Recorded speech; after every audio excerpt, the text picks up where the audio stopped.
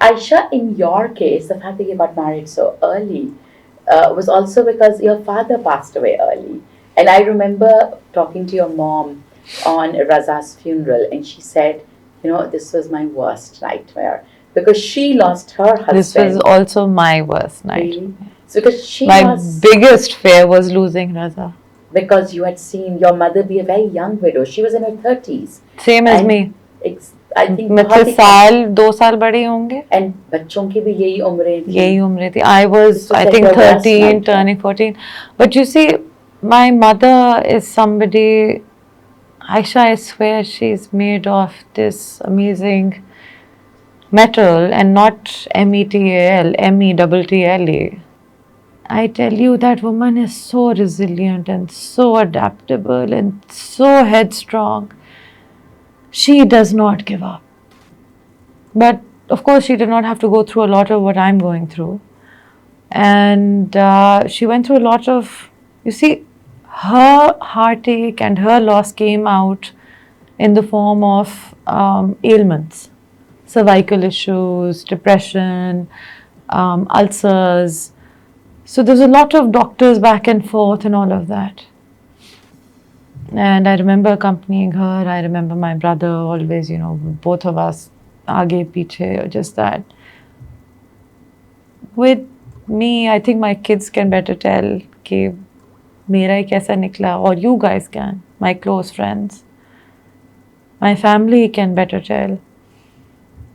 I mean, there were days where all I do is just sit at night, watch his videos, cry on Insta, write my heart out.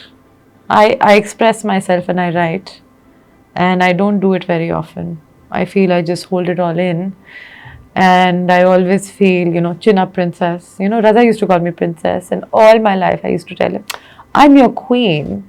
Meher is your princess. And he'd be like, no, you're my princess. And with him gone, I realized he'd always kept me in that princess bubble.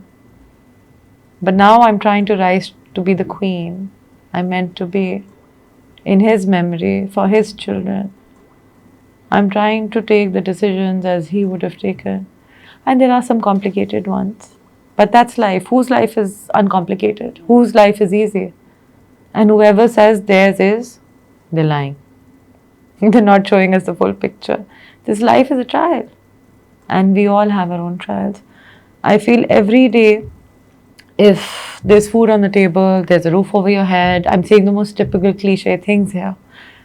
But you really, really, really value the small blessings and the big ones when you go through a trial such as this.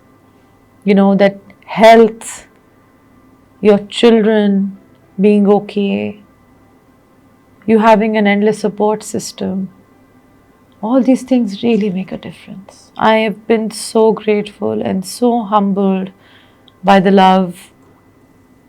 And I remember when, I lost Daddy, I was surrounded by that love. And then Raza came along. So I think he just encompassed all that. And in many ways, he replicated a lot of my father's habits. So clearly I have daddy issues here. But, he was my safe zone. He was my safe zone. I knew with him behind me, and if he didn't have any objection to whatever I was doing, and I was okay. If my mother and him didn't mind, I was doing what I was doing whenever I was doing, and I was okay. फिर मैं सही कर रही थी जो भी कर रही थी. But Tabby, how do you deal with the grief so big? Like when your life changes in an instant. Like people talk of the 7 stages of grief. People talk about grief processing. Like you didn't even go for therapy. And you didn't even complete your iddat, I remember. I did complete my iddat. But like you had started working and started doing things and managing stuff during not in a traditional sense you didn't complete it, but you did it your way, like what you could do. How do you deal with the grief so big? Like how do you get sabr? In idda, you're supposed to not socialize. You're supposed to, जिसे कहते हैं ना किनारा कशी. You're supposed to seclude yourself. But especially in the first 40, 60 days, I was never alone. There was always somebody over to check up on me and the children. I mean, family ka to kaam hai hi hai na. वो बेचारे तो don't have a choice, right? They suffer when they see you suffer. They worry when they see that you've been up all night fixing your deceased spouse's shoes, that smelling their jackets and their clothes and their colognes, and just organizing their cupboard so you feel closer to them. And they leave you sitting in a corner. You'll be gazing at a picture. They'll come back after about an hour and you'll still be looking at the same picture and you'll be lost in your own thoughts. But somebody has to make sure that the kids go to school, they are fed, the laundry is done, everything around you is functioning for you to get that breathing space. From the fourth day, I remember I had to, after the goal, I had to take charge of the office because there was a lot that needed attention. And luckily, it was in the same compound. So all I was doing was going up and down in the elevator. So, and you had never before been to the office? No, and worked I'd only been there for personal requirements and things that I would say, well, just go down to the office and let them know what you need. I'd never been there in an administrative capacity. I'd seen Raza do it all of our married life. I knew I'd advise sometimes, and because he would, he was amazing.